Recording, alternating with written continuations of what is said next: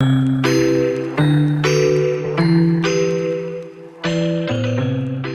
back to the Dethroning Your Inner Critic YouTube channel. So today I want to talk about the 3 signs that alert you that you might be lacking self-awareness. So most people think that they're self-aware, but there's actually research that shows that only about 10 to 15% of us are really self-aware. And this is because it can be incredibly uncomfortable and scary to do the inner work that's required in order to become self-aware. And as human beings, we're hardwired, right? Going back to caveman, cavewoman times to avoid discomfort and pain. So many people are going through their daily lives and getting triggered by thoughts and emotions and circumstances and people all around them.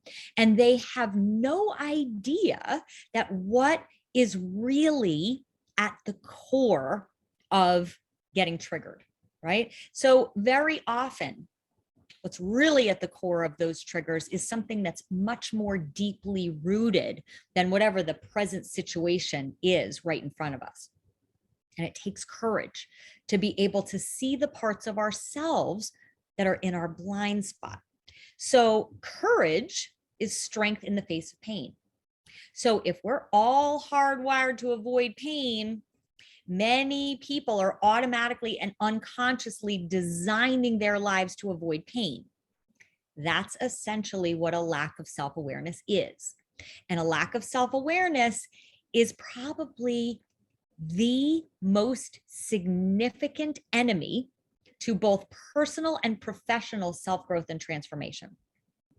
Lacking self-awareness holds us back in our professional life, in our personal life, in our happiness, in our relationships, in our emotional well-being.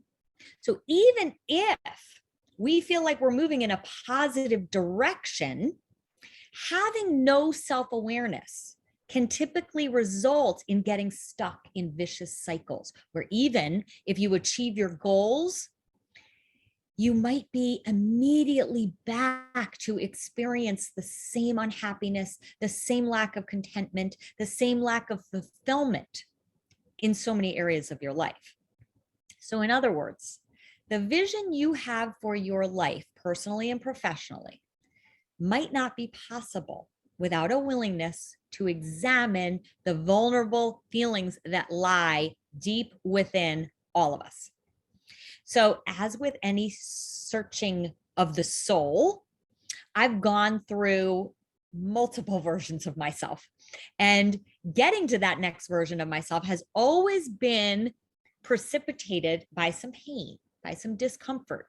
So when you have the courage to actually lean into that discomfort and to use it as the opportunity to see the parts of yourself that you might not like, and maybe you might even try to hide, that's where true transformation begins. And that's where you can reach a new level of growth. So vulnerability is our willingness to take risks and expose ourselves emotionally to other people. Brene Brown says, if we want greater clarity in our purpose or more meaningful lives, vulnerability is that path.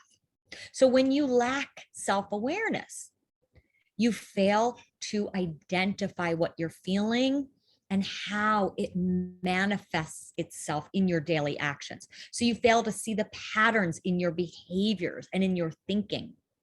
And as a result, you tend to experience more negative emotions because you don't know how to better align your thoughts and your feelings and your actions with what you want. So many times we don't realize that our automatic thoughts and emotions and behaviors are aligned with wanting to be valued by others. Our culture actually teaches us that we determine our value by what others think about us and what we accomplish in our life. And those automatic thoughts, emotions, and behaviors are governed by your inner critic mind. So when you aren't able to spot the difference between you and your inner critic mind, That's the first sign that you're lacking self-awareness, because who you really are is actually separate from your automatic inner critic mind. So our journey of self-awareness is really a never-ending journey, but it's also an ever-expanding journey.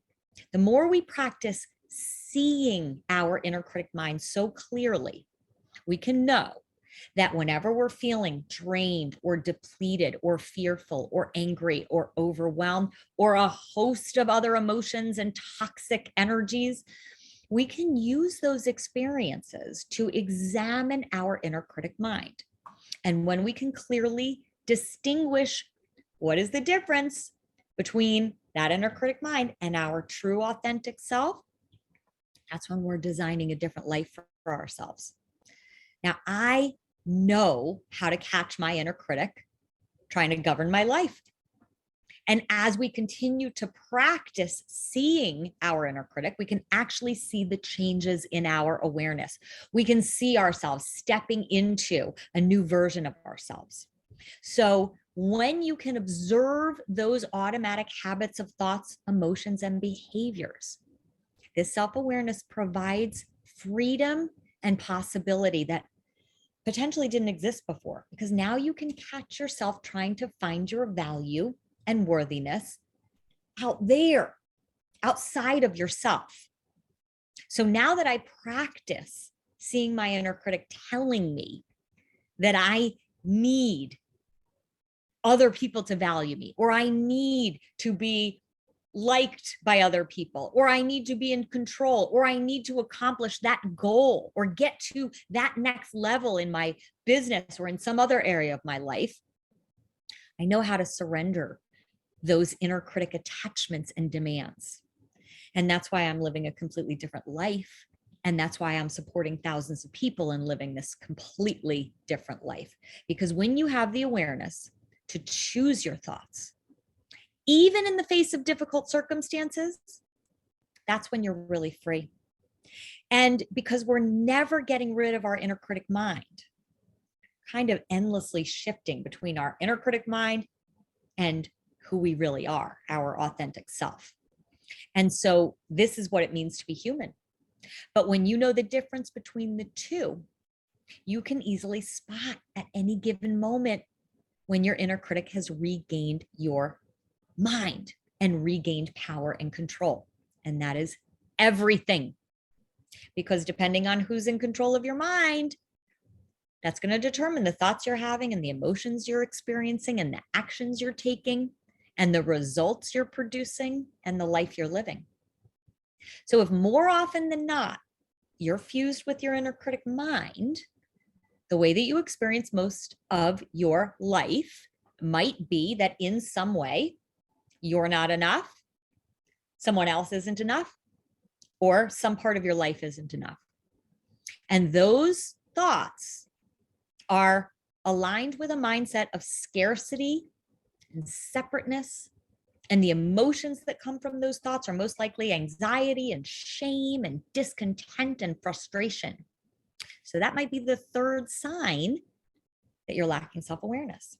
But it takes ongoing practice because we're so hypnotized by our inner critics as individuals and also as a society. We've been taught to be obsessed with our inner critics' demands and attachments.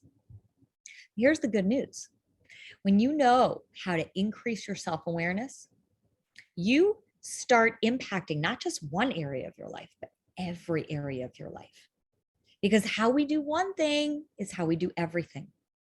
So when we practice self-awareness and begin to take even small steps to rewire new thoughts that shift our energy, we start to feel small shifts in emotions and small shifts in behaviors. And these small shifts that are practiced over time have the possibility of creating a different life.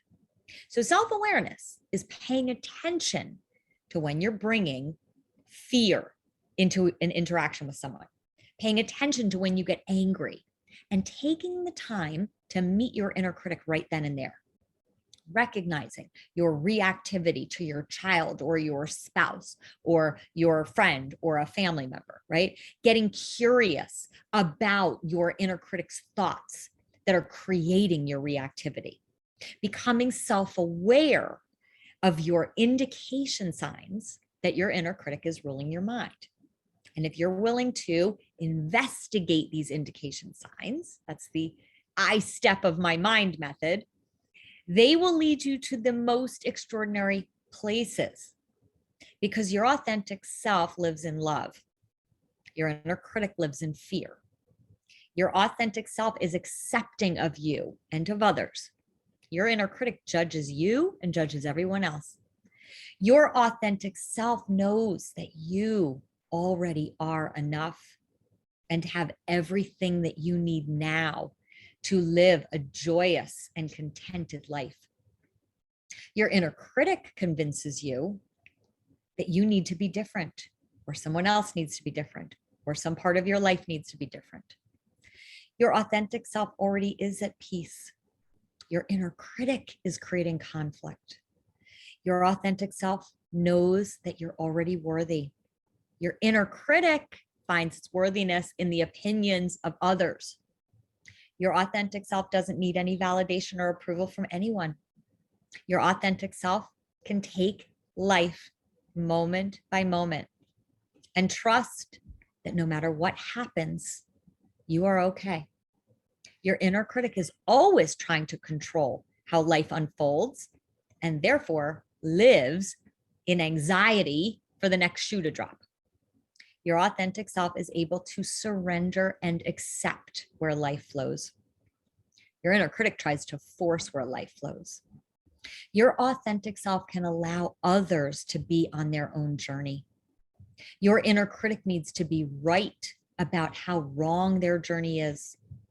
Your inner critic won't be fulfilled until the ideal picture is met. Your authentic self is grateful for who you already are and the life you're already living. And as we continue to meet our inner critic, investigate the indication signs, and neutralize the never-ending message of not being enough, those are the first 3 steps of the mind method, we start to liberate stuck energy and our life starts to flow in the most magical places. And that's the D step, where you're designing your life from a different place from the inside. So new people and new experiences and new inspiration that's in alignment with our authentic self starts to come into our lives. And we start to see the shifts happening right before our eyes. And that's the journey. And the journey starts to actually become enjoyable. We find ourselves reclaiming parts of ourselves that we maybe were once lost, or maybe we never even had access to. And when we're living from that rewired mind, the possibilities of where life will go really become endless. And that is all possible when we're practicing self-awareness.